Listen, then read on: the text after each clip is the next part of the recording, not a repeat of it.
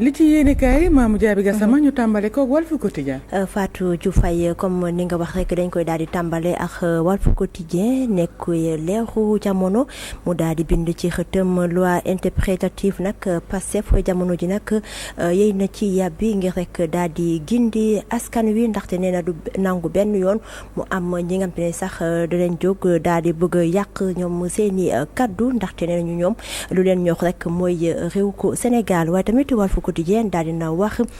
ci cessation activité VOA ba tax na sax nee nañu Trump nag jamono ji indi na lu sooxe ci bërëbu liggéeykaay bi di Walfadjri ndaxte Fatou ñu ñëpp xam nañ ne ni télévision VOA nag day amal fii ay programme ci chaîne Walf TV ba tax na sax gannaaw kii di Donald Trump nag ba mu dàkkale yenn activité USAID ñi gis ne mbir mi nag daal di jur ay loraange fépp ci àdduna waaye tamit Walfadjri desu ci ginnaaw benn yoon dañuy desaani ba tey ci Walf Quotidien nekk leeru jamono ji nag ñu gis ne opposition bi nag ñoom it dañu daal di taxaw tem ngir jàkkaarloo ak nguurug Diomaye ak Sonko ba tax na sax ci xëtam ñu daal di fësal photo kii di Khalifa Ababacar Sall moom nag daal dina jàpp ne rek ne jamono ji nguur gi li muy def rek mooy day daal di instrumentaliser lii di justice bi maanaam yoon dañuy daal di dem rek ci l'info. waaw l'info Fatou Diouf Faye ñoom it ñi daal di feelu leeru jamono di Walf Quotidien ndaxte l'info nee na loi d'amnistie bi nag Pastef nee na du bàyyi benn yoon ñenn ñi di manipuler askan bi ba tax na sax député Pastef yi ni ki démb nag janoo nañu ak taskatu xabaar yi ñoom Ayib Daffé ak ki nga xam te sax mooy Amadou Ba ak ñoom seen nag daan nañ ci yàbbi ci noonu sax kii di Amadou Ba moom nee na loi bi nag duñ ko def rek ngir protéger ay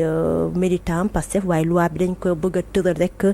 ngir rek képp ka nga xam te ne def nga nag su dul noonu ci atum 2021 jàpp 2024 ñi daal di teg ay daan ci sa ndodd ngir rek ñi daal di bañ a amal lii di impunité fii ci mim réew waaye tamit député yi daal di nañ wax ne rek ni loi bi nag gis nañ ne am na ñenn ñi nga xamante ne ci biir askan bi di ne dañuy wax ci kadduk askan wi waaye nag waxuñu ngir askan bi ndaxte ñoom lu leen wax rek jamono ci mooy noppi ndaxte ñoom waa Pastef li leen ñor mooy réew ko Sénégal gënalu réew mi rek si la ñuy dox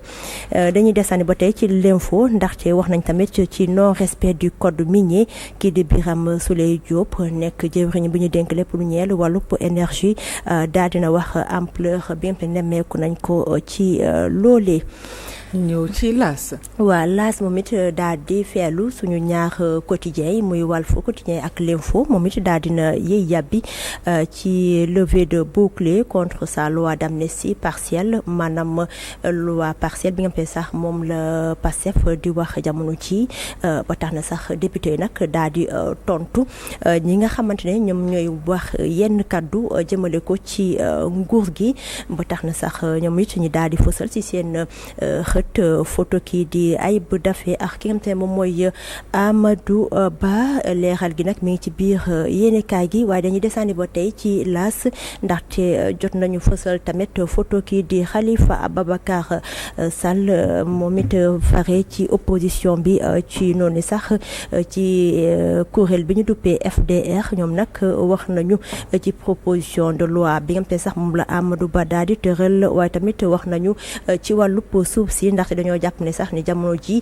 kii di président Bassirou Diomaye Diakhar Faye ak Elimane Diop ñi di Ousmane Sonko lu ñu bëgg a def ci lu wàllub suuf si nag du dëgg waaye tamit du yoon leeral gi mi ngi ci biir yéenekaay bi. La Tribune. Tribune moom it daal di feelu suñu naataango yi daal di wax ci pro et anti loi interprétative ba tax na sax Tribune nag nee na jamono ji Pastef joxutu nopp benn yoon ñi nga xamante ne ñoom ñooy ne ànduñu benn yoon ci boobule loi Y'en a marre opposition bi ak nouveau front bi ak it ay ONG nag nee nañu danañ taxaw tem ngir ne ñu bañ a voté loi interprétative ba nga sax moom la Pastef bugg a dugal fii ci mim réew waaye tamit ba tey Tribune daal di fësal ci xëtam levée immunité parlementaire di Moustapha Diop nee nañu nag du yàgg dara moom Moustapha député bi danañ xam ndax danañ yëkkati malaanu kiiraayam am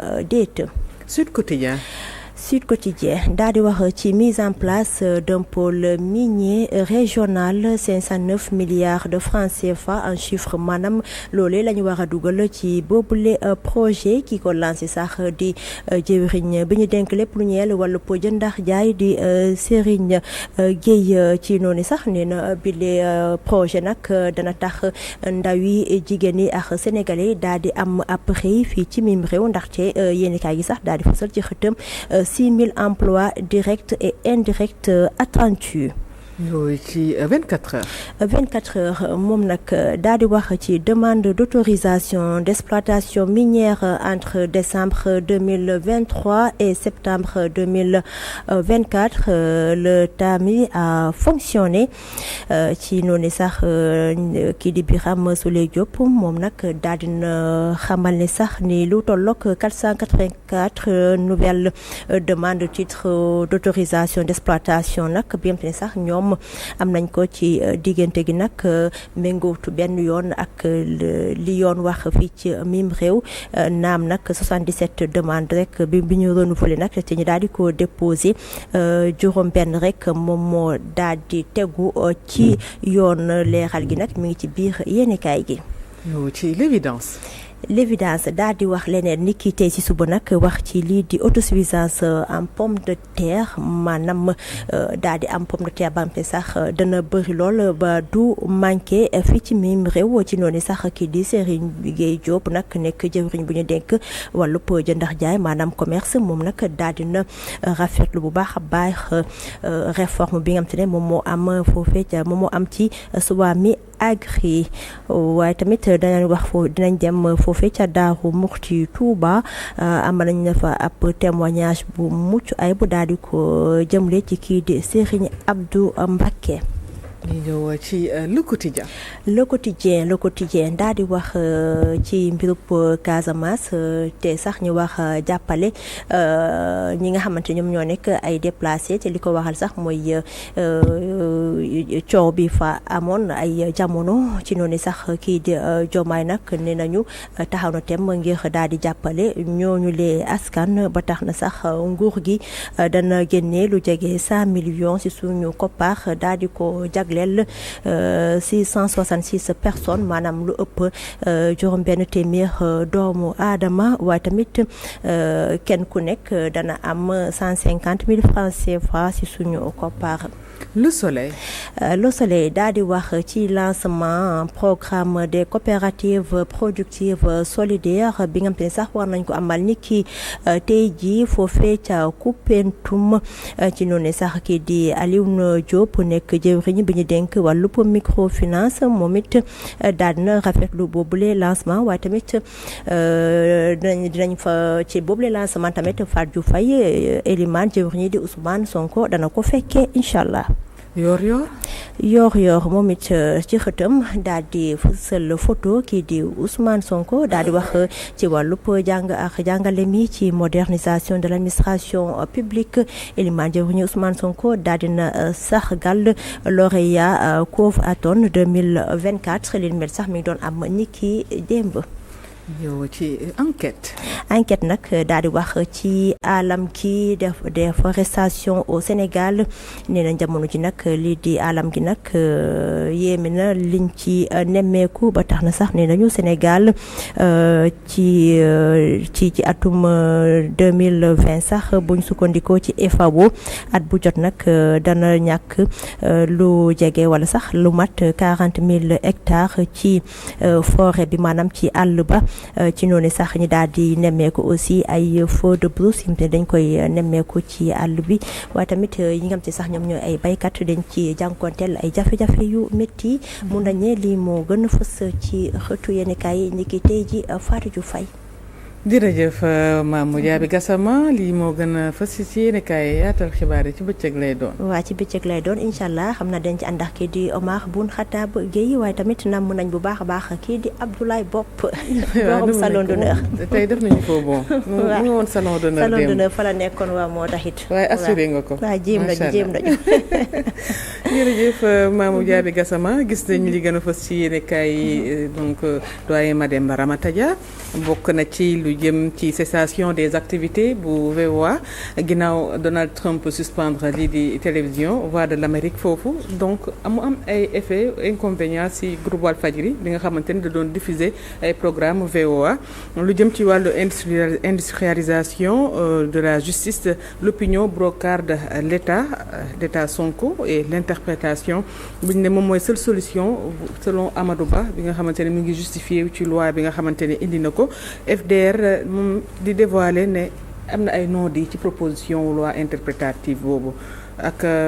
confrontation inévitable selon certains quotidiens ci mbirum loi d'amnistie boobu voilà. bàyyi la nga décrypter tàmbali par VOA d'accord. loolu dafa fekk ne VOA boobu mooy Voix de l'Amérique. benn rajo la bu amoon ay partenariat ak yu mel ni Walfadjri ak ñeneen donc foofu source de revenu la woon pour télé yooyu ak rajo yi wala yenn organisme yi léegi loolu lan moo ko waral Trump bi mu jëlee pouvoir bi dafa ne léegi américain fës maanaam Amérique d'abord Amérique d'abord lu mu wund mooy lépp lu Amérique di def dañ ci njëkk a seet ban intérêt la doxal américain yi beneen bi aussi ñu xool opportunité bi ndax war nañ ko def beneen bi aussi ñu xool lu mu leen di yàqal léegi nag ci biir loolu dafa amoon ay programme comme programme bu mel ne AGOA foofu dañ doon permettre pays africains yi bu ñu dugal seen produit yi États-Unis ñu dindi leen droit de douane yi droit de douane yooyu bu ñu ko dindee ça veut dire que produit yi dafay compétitif maanaam day gën a neex a jaay ba léegi nag am na aussi beneen agence boo xam ne da doon dimbali africains yi ak ñeneen ak bu baax ñu tudde ko USAID agence pour le développement la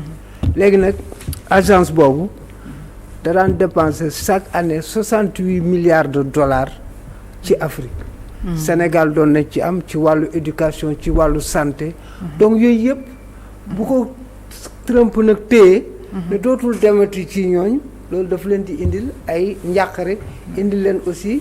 ay bunt yoo xam ne war nañ ko fat boo gisee éducation nationale am na programme yu bari doon na ko def ak ñoom ONG yu bari fii Sénégal am na programme yu bari ñu doon def ba aussi ci wàllu santé surtout ci wàllu VIH sida ci xeexu jàngoro boobu ñuy wax sida ñoom dañ ci investir lu bari. kon booy seet activité yu bari ci waa yu lié côté ONG ci biir Sénégal yooyu yëpp. waaw non am na ONG yu bari dañu liggéey USAID da leen di financer. donc ça veut dire que yooyu yëpp boo ko xoolee day am lu mu impacté ci ñoom.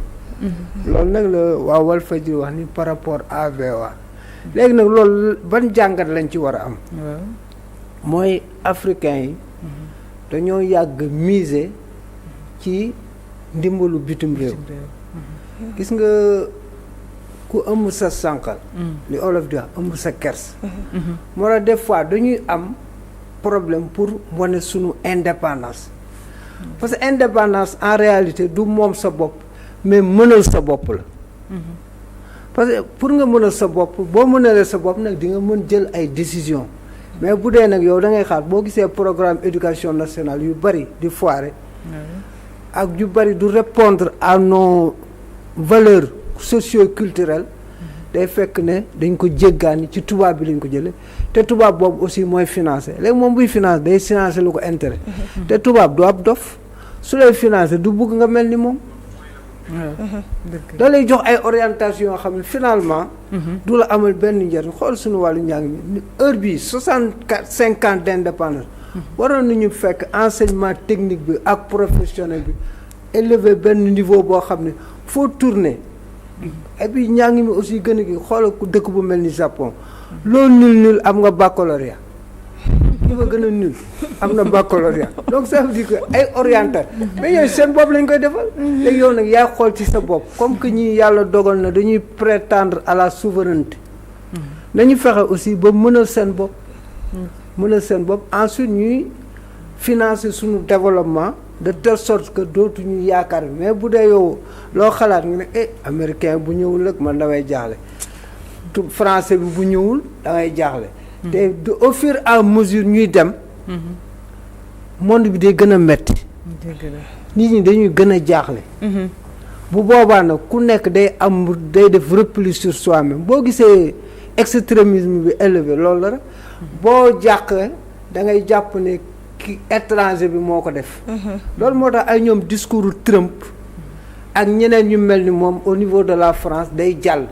parce que yow ba nekkee français gis benn africain di tedd te yow teddoo danga koy mere nga nekk africain aussi ñeneen ñëw sa dëkk donc yooyu yëpp moo tax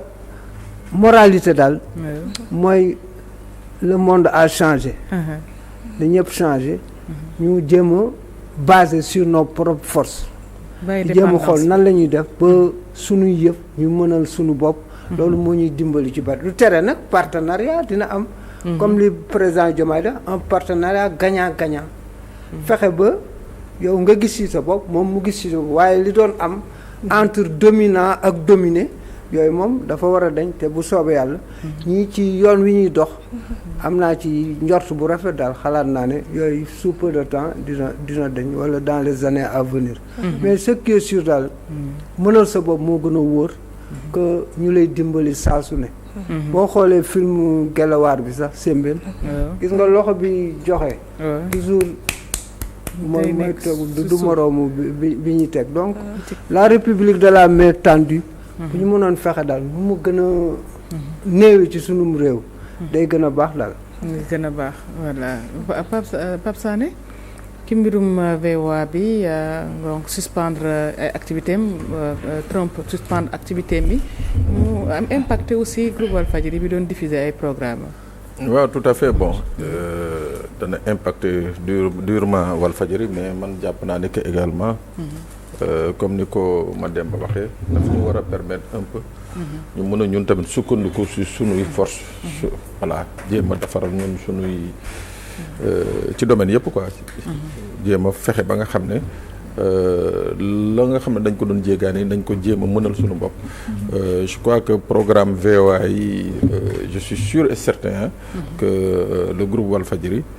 am na possibilité reproduire les mêmes programmes sinon meilleurs que ces programmes yi nga xam ne day épouser même les réalités sénégalaises et africaines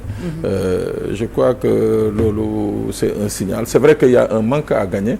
mais manque à gagner boobu mun nañu rapidement remonter le gap en mettant en place benn série de programmes bi nga xam ne day méngoo wala sax mu gën li nga xam ne moom la VOA doon proposé Walf di ko commercialiser mais beneen affaire bi également li muy wane mooy que depuis toujours le monde a toujours fonctionné comme ça mooy maanaam ku ci nekk surtout au niveau des États d'ailleurs le général de Gaulle l'avait bien dit nous n'avons pas d'amis nous n'avons pas que des amis nous avons des intérêts soo toogee xalaat ñu naan la way dëkk sangam sunu xarit la wala président dëkk sangam sunu xarit la mais c'est parce que quelque part maîtriser woo exactement l'importance de la géopolitique et justement et le positionnement des États à travers le monde Trump li mu def ni effectivement c'est vrai que il y a des accords voilà am na benn gentleman agreement qui n'est pas écrit qui lie les États qui lie les organisations ba nga xam ne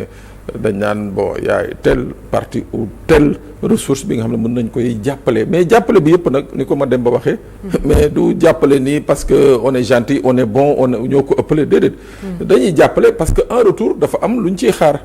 waaw donc noonu le monde bi doxee quoi léegi nag Trump bu ñëwee jàpp ni que moom il recentre tout autour de l'Amérique mais c'est parce que loolu la promettront les Américains mais également mu am li nga xam ne au-delà des promesses électorales xam na ne que il y a des choses qui sont réalisables il y a d'autres qui ne le sont pas mais am na li nga xam ne il avait promis donc il est obligé de passer à l'acte mais bu ñu demee fii ak quelques mois ou quelques semaines voilà soit il est freiné par les administrations américaines ou bien la justice américaine bi nga xam ne ñoom am na yu bëri yoo xam ne duñ ci ànd soit moom ci boppam il revient à la raison jàpp ni que dans le concert des nations dafa am li nga xam ne ay jokkalante yi nga xam ne dafa war a am entre les pays. ñaari cas de figure yooyu moo présent. mais li xew ba xew daal mooy que ça doit permettre aux États africains ñu yeewu xam ne que on peut pas poser les pieds sur du pétrole, sur de l'or, sur du diamant, sur du gaz, sur du zircon surtout, après du xëy di tendre la main. C'est-à-dire que je crois que c'est des choix yi nga xam ne de rupture yi nga xam ne les nouveaux dirigeants africains war nañ ko opter dana metti na comme ni nga ko waxee les premières années, mais au moins fii ak une dizaine d'années ou bien peut-être moins que ça, on verra les résultats. Mais mënoo nag continuer cette politique de la main tendue ba pare bëgg am looy defante looy affronter ak ñenn yi non. C'est-à-dire au niveau des pays voilà ay rapport de force la et rapport d'intérêt. Aujourd'hui Trump a jugé que le rapport d'intérêt bi nga xam ne moom la amal Afrique ça lui est pas favorable. Il le casse. te nag li ci gën a yéeme mooy malheureusement bientôt da nga gis ñu créer fi benn sommet États-Unis Afrique où les Africains vont se déplacer aller aux États-Unis jonkoon ku nekk di ko wax sa soxla donc loolu mooy encore le mal bi nga xam ne vraiment il faut que nos chefs d'État ici en Afrique essaient de sortir de cette ornière là aller vers un souverainisme vraiment intégral quoi. Voilà. D'ailleurs sax Trump a prévu qu'il y aura une riposte. Parce que ñu wax américains yi soyez prêts à vous sacrifier. Parce que sur ñii li ma leen di teg ñoom dina ma jéem a teg leneen en retour. Parce que nit ko aussi ñàkkul fu la. te ñun ñëpp a soxlante. Le monde est un village planétaire. du Trump rek moom da loo am doole. tubaab de on a toujours besoin d'un plus petit que soi. am na yoo xam ne yow mënoo ko defar. il faut keneen defaral la ko moom tamit moom Trump am na yu muy soxla ci yeneen dëkk yi ñooñu bu leen jafalelee ñëw dugg seen dëkk. Japon aussi day ñu am fula Chine. day am fula. Mexique day am fula ñooñu ñëpp finalement day kii moo tax mu ne leen soyez prêts à vous sacrifier. En tout cas rapport de force la. léegi rapport de force boobu.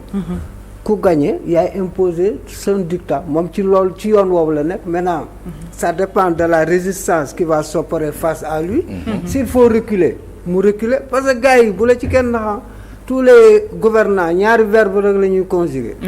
benn mooy serrer mettre la pression desserrer relâcher quand il y a de la résistance. bu la ci kenn nax. en tout cas mu ngi noonu am na solo point boobu mais ñu wax ci mbirum loi d'interprétation bi. waaw xam nga Amadou Ba éclaircissement yi mu ci def. foo ko déggee li juristes yi di wax. c'est une loi clivante. mooy loi boo xam ne dafay diviser. day am ñu ci ànd ak ñu ci àndul. léegi nag la particularité de cette amnistie mooy lan. elle a été faite. amul jugement amul condamnation te la vocation d'une amnistie c'est effacer des condamnations te avant ngay baale au moins nga xam dëgg gi au moins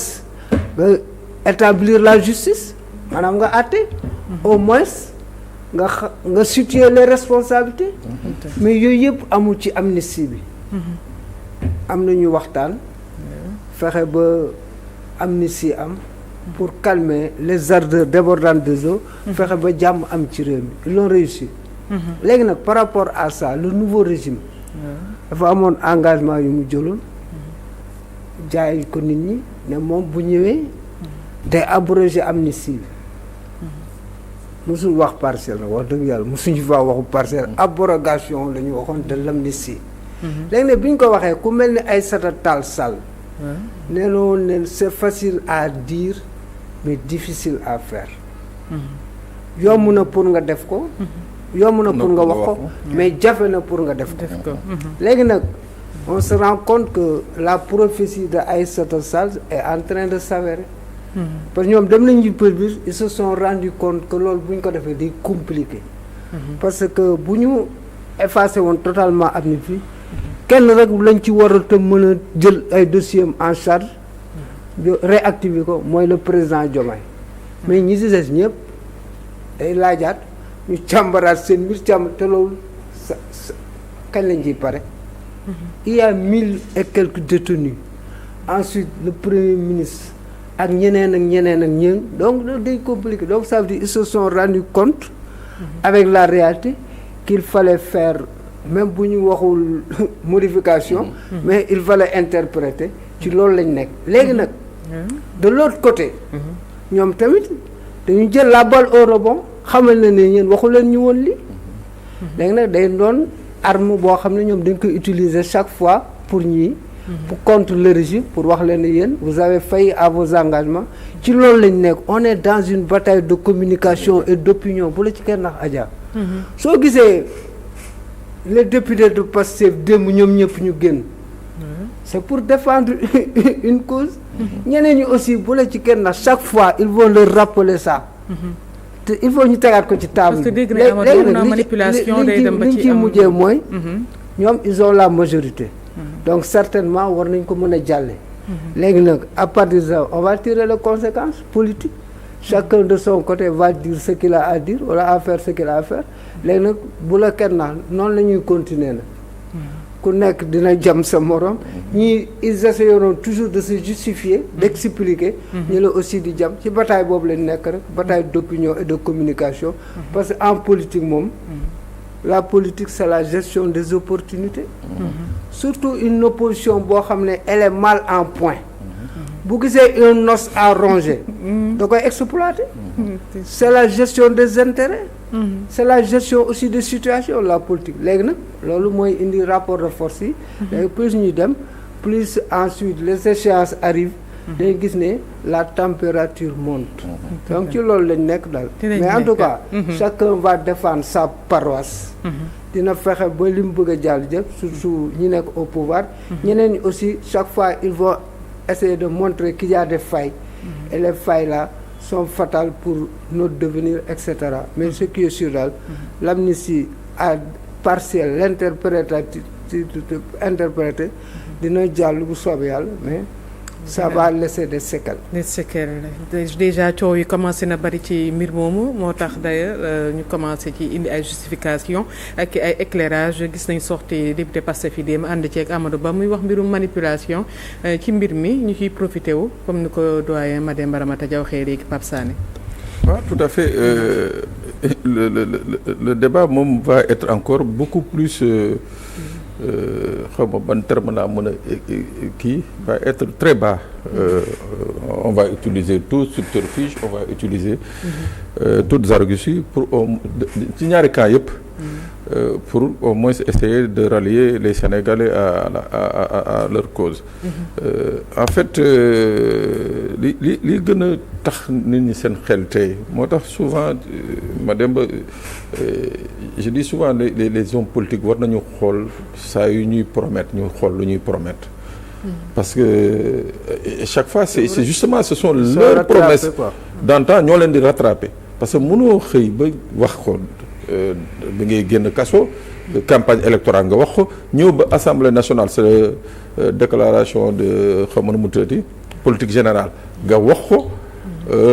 après quelques semaines après on nous dit que voilà c'est une loi interprétative j'ai bien aimé parce que c'est ce terme tout à l'heure modification moi j'aurais même préféré qu'il soit plus élégant le député Amadou Ba waxu modification et pas de loi d'interprétation parce que loi bi ñu voté moom je crois que ñi ko jot a lire c'est net c'est clair c'est précis il y a rien à interpréter waaw qu'on aille vers la modification moi je suis tout à fait d'accord que lii xew Sénégal waruñu ko jël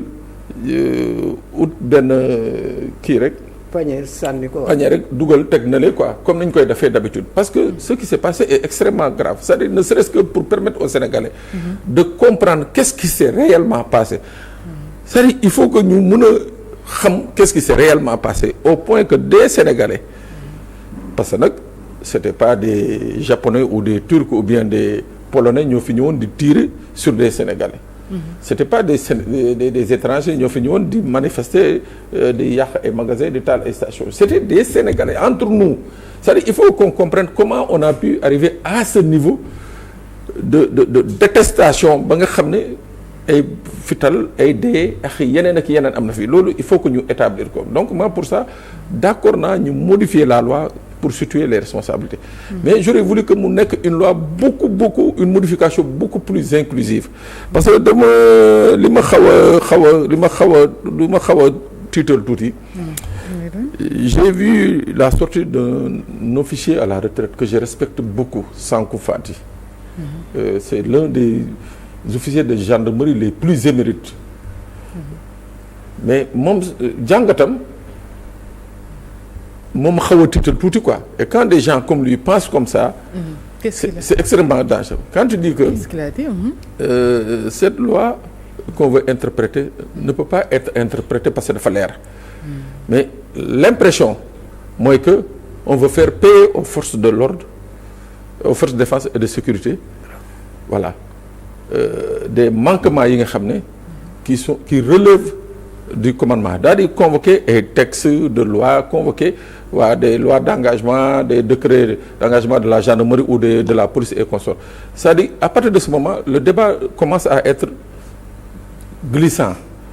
Man foofu laay waxee moo tax ma ne j'aurais préféré par exemple comme ni ko keroog Mame Boye Diao waxee que les gens s'asseyent au niveau de l'Assemblée nationale, que nit ñi nañu toog xool la meilleure décision à prendre pour cette loi-là. Mais lenn la nga xam ne moom jàpp naa ni que sénégalais duñ ko baal le régime là. Mooy qu'on essaie de faire l'impasse sur ce qui s'est passé. On ne leur pardonnera pas. Donc il faut qu'on aille justement vers la vérité. Mais comment? Mais loolu dañuy toog waxtaane ko parce que quand même c'est des responsables. Ñii voté loi bi ak ñii ko bëgg a modifier c'est des responsables, c'est des Sénégalais. Nañu xool le meilleur pour le Sénégal. waaw man dama jàppoon sama xalaat bu gàtt. Abrogation bi c'était la meilleure solution. waaw. C'est vrai que li nga wax il y a des inquiétudes, il y a il peut y avoir justement des cas de figure yi nga xam ne comme honorable député Aïssata Tall Sall ni mu ko waxee, des cas de figure imprévus, mais au moins je crois que ñu jël lépp en compte, aller vers une abrogation totale ou bien aller vers justement benn discussion d'ensemble pour trouver le meilleur pour le Sénégal. Mais cette affaire ne doit pas rester impunie. loolu moom dëgg la quoi. Parce que il y a eu combien de morts. Il y a eu combien de dégâts collatéraux. ñaata nit ñoo perdre seen emploi. ñaata nit ñoo ñàkk seen fortune. Il y a combien d'handicapés. yooyu yëpp kenn mënu ko def perte de profit. moo tax li ma wax nii c'est important nañu fexe ba trouver la meilleure formule. Nous sommes tous des Sénégalais. ku nekk am na benn mbokk boo xam ne gaañu na fii wala am na fa benn blessure boo xam ne juste c'est pour la vie ñu toog pour l'intérêt du Sénégal ñu xool nan lañ koy régler parce que yàlla may nañu xel nous les Sénégalais. Donc bu ñu toogee waxtaan on peut trouver et puis une nation à chaque fois besoin de consensus fort. boo gisee élection yi di jaar yoon ba léegi c'est grâce au code consensuel de 1992. ak yeneen. C'est le seul consensus qu'on a eu au Sénégal. Donc bu dul woon loolu peut-être ñi ngi nekk ci ay imbroglio yoo xam ne kenn mënu ko régler ba on a eu 3 alternances. lan moo ñu ko permettre ay toog waxtaan di régler di réguler di def ay choix di opérer à des mutations ainsi de suite ba am loolu donc yooyu yëpp daal pour l'intérêt du Sénégal il est temps que les gens aussi s'asseyent ñu xool nan la ñuy def par rapport parce que c'est un problème l'amnistie là c'est un problème boo gisee coow lu bari lii yëpp parce que c'est un problème xoolee ñi ci wax ñëpp te duñu ay jaay melu ñu ne man de ñi ciy wax ñu bari dañoo am xam-xam donc ñu ci bari dañoo yoroon ay responsable ci réew ñu ci bari dañoo nekkoon ci état xam lu bari denc secret yu bari donc ñooñu ñëpp seen avis da nga koy tenir en compte daal moo tax buñ ko mënee daal loolu mooy gën daal. moom mooy gën donc mu ngi noonu loi d'interprétation boobu ginnaaw loolu gis nañ projet bu ministère du commerce 509 milliards ci projet bu mu bëgg a tàmbalee def ko ci mbirum. commerce ak mbirum contrôle marché yi. en tout cas. man déglu naa leen. catalogue bi moom c'est prometteur. parce que on nous parle de 6000 emplois. 6000 emplois. loolu moom bu ñu ko mënee réaliser dafay baax parce que secteur minier boobu c'est un secteur boo xam ne ñun malheureusement nous les Sénégal nous musuñ ci jouir dañ koy dégg rek Adja yow da ngay jënd or foo koy jënd sa dëkk ngi nii bari or ba dee de très bonne qualité. sa dëkk ngi nii bari or ba dee mais pour nga am or il faut gars yi jël ko fi yóbbu ko fi leen après ñëwaat indi jaay la ko yooyu yëpp donc ça veut dire que nous avons les ressources nécessaires pour sortir de l'ornière léegi ressources yooyu ñu am nag yow yaa ko téyel sa bopp Adja kenn du la ko téyel aucun pays ne va pas venir développer un autre pays du am léegi nag dirigeants yi fi nekk ñooy bañ loolu gis naa ne nag il y a un vent de souverainisme qui souffle dans le secteur minier léegi nag loolu nañ ko matérialiser jëmmal ko il y a le code minier qui est là il y a aussi expertise bi fi nekk nañu fexe ba ñoñol ko ba nga xam ne ñun suñuy ressource ñu moomal ko suñu bopp téyel ko suñu bopp parce que alal Adja yaa ko mën téyel sa bopp de kenn mënu la ko téyel bu la ci gën yaa koy téyel sa bopp téyel ko nag ak fulla ak fayda ak bëgg réew mi parce que 65 ans yi romb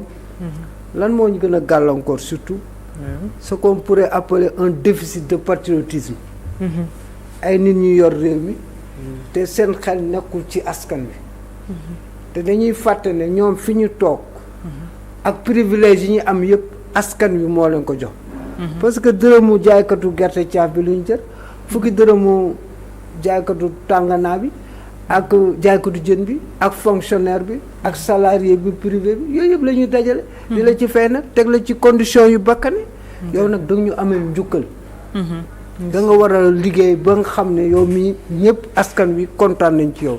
loolu nag mooy wax ji malheureusement dañ ko am mais yàlla def na daal gis naa volonté boo xam ne de briser les chaînes de la domination dans beaucoup de siècles léegi nañ fexe ressources yi muy am transparence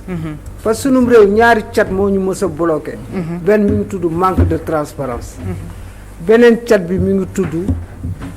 mal gouvernance munoo am sa alal muy dem te yow doo ci kii te yow yaa ko moom te et puis li ci gën a graaw la constitution daf ñu wax lu leer les ressources naturelles appartiennent au peuple les ressources naturelles appartiennent au peuple léegi nañ fexe nag ba peuple ba gis ci ba boo xoolee zones yi nga xam ne dañu am ay ressources naturelles ce sont les zones les plus pauvres du Sénégal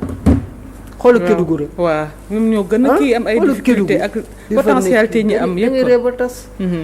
Kédougou ñoo gën a sonn ci àdduna te wax dëgg yàlla waruñu woon sonn ñoom ñoo waroon gën a gis nga Alpha Condé avait trouvé une formule chez lui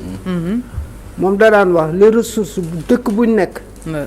il en a même fait une loi 25% dañ koy jagleel dëkk boobu. tout à fait moi c'est ce qui est normal. donc yooyu yëpp ils se sont beaucoup développés à l'intérieur de la Guinée. donc yooyu yëpp dafay donc on peut trouver des formes parce que nit ko aussi mënoo nekk sa dëkk am say ressources. nit ñi ñëw di dem rek yow xamoo ci dara soit yow yeewoo gën a sonn. waaw say nelaw du doy say wóbbali ñu jàpp ci pour mu egg donc yooyu yëpp vraiment c'est des choses à revoir. te incha allah ça se fera kam am na solo amatina solo doyen Mademba Ramata Dia di la jaajëfal rek. non mais ma tuuti ma parce que Mademba li ma wax surtout sunu ressources mooy li ma doon wax sànq. bu ñu ay dëkk yu mel ni Amérique wala France ay consort Occident bi yabe. mooy c'est parce que quelque part.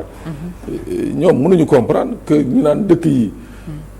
ils sont assis sur de l'or sur du diamant sur du pétrole. ba pare continue ñëw di ñu tendre la main. donc il y a un problème qui se pose effectivement boo xoolee les pays les régions yi nga xam ne minières ou bien yi nga xam ne dañu regorger de ressources. mais soo fa demee. mais c'est impensable c'est-à-dire le plus élémentaire service amu fa mooy maanaam ndox sax ndox bu potable y en a pas y a pas d'électricité alors qu'on te dit que c'est des milliards qui sont générés annuellement ñiy génn ni di jaar di dem seen yoon d'abord duñu am ci xaalis boobu seen cadre de vie day dégradé seen problème ils ont un problème de santé publique ils ont tous les problèmes du monde d'infrastructure tout ba pare doo wax doo kaas des gens comme l'environnementaliste là Oudi Diallo chaque jour ñu convoqué ko te c'est-à-dire boo kaasee sax ñu jàppale téye la donc pour dire quelque part ni que effectivement il faut qu'on revoie un peu l'exploitation de ces richesses-là et comment les Sénégalais vont en jouir. Je l'ai donné ici l'autre jour l'exemple du village d'Abéné, mon village, on exploite du zircon là-bas. C'est frontalier à la Gambie. D'accord. C'est un village qui, à part Cap Skirring, c'est le deuxième site touristique de la région de Casamance. Le deuxième site touristique. On exploite un zircon bi nga xam ne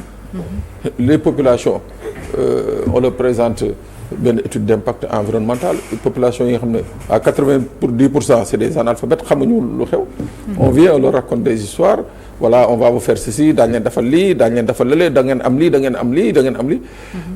Alors moi je l'ai rappelé l'autre jour au ministre ma ne ko man ce qui me fait mal dans cette affaire aujourd'hui on parle de la baisse du trafic au niveau du port de Dakar ma ne ko mais zircon boobu ñuy exploité à Bénin ça ne profite ni au port de Ziguinchor ni au port de Dakar fu muy jaar day jaar ci frontière bi Séléti par la route dugg port de port Banjul dem yoonam man ko mais qu'est-ce que le Sénégal y gagne? Bien sûr. Le Sénégal y gagnerait les populations immédiatement nii peut-être peinture nañ leen seen juma tabaxal nañ leen benn morgue may nañ leen voilà ay quelques lampes solaires et tout ma ne ko mais le jour où l'exploitation a déjà commencé ma ne ko le jour où les rentrées vont commencer xaalis bi commencé dugg ma ne ko mais ces populations yi ñuy may ay 25 000 100 000 francs ma ne ko ñaar dërëm dootuñu ko gisati parce que y a rien qui leur garantit que la société va continuer de verser comme ni ko waxee Alpha Condé ni mu defoon en Guinée obligatoirement tel pourcentage revient à la communauté ñun on n'a pas ça la preuve on nous dit que GSO Eramet maanaam GSO Eramet ICS les 10% de l'État depuis des années État mu ngi ci daw de redevance mu ngi ci daw pour jot ko donc si l'État c'est l'État central peine à entrer dans ces fonds. Imaginez une petite communauté. Donc on va venir exploiter. yóbbu yàq seen environnement et tout après dellu si ñëw bàyyi leen. comme ça. Tout à fait voilà mi ngi noonu en tout cas am na solo doyen Mademba Ramata Dia di ci jaajëfal participation Pape Sané aussi ci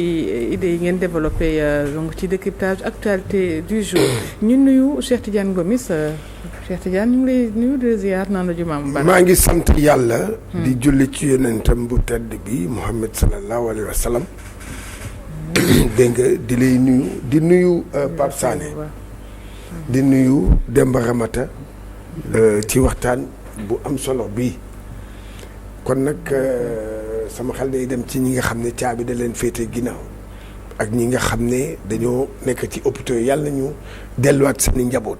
ñi tukki bëgg a ñëw yàlla nañ ñëwaat kon nag bu ci kanamee rek dinaa wax. xam nga Sénégal day jouer suba. ah Sénégal suba mu ngi à Benghazi. ku muy jouer. Soudan lay jouer. d'accord. match bu am solo parce que ki muy jouer. ndéem terrain neutre lay jouer. parce que Soudan